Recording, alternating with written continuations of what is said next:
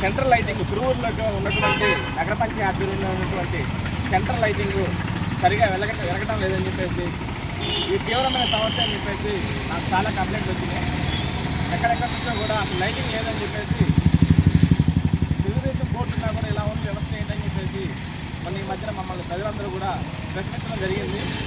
ఇదే సమస్యని గౌరవ పార్లమెంట్ సభ్యులు కేశినేని శివనాథ్ చిన్ని గారికి ఈ సమస్యను చాలా ఇబ్బందిగా ఉంది సార్ మాకు అని చెప్పేసి చెప్పగా వెంటనే వారు సొంతంగా ఈ యొక్క లైట్లని తిరువూరు నగర పంచాయతీ పంపించారు. ఆ చివరి నుండి ఈ చివరి వరకు మొత్తం 45 స్తంభాలు ఉన్నాయండి. ప్రతి స్తంభానికి కూడా ఈ పెద్ద పెద్ద లైట్లని ఏమంటే కళ్యాణ్ గారు ఇది ఎక్కడ సామర్థ్యం ఎంత ఎంత ఎంత దీని సామర్థ్యం? ఆ లైట్లు ఎంత, ఈ లైట్లు ఎంత? 100 LED, అవి 150, అది 150, ఇవి 110లు, ఇది 150లు.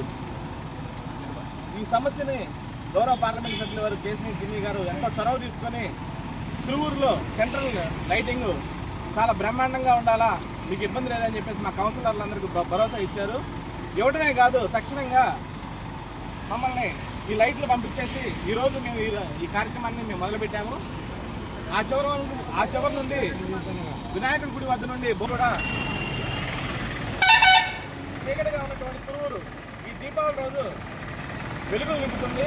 నిజంగా చిన్ని గారికి మేము అందరం కూడా చాలా థ్యాంక్స్ చెప్పుకుంటున్నాము. తిరువూరు ప్రజలందరి నుంచి కూడా కృతజ్ఞతలు తెలుపుకుంటున్నాము. Thank you.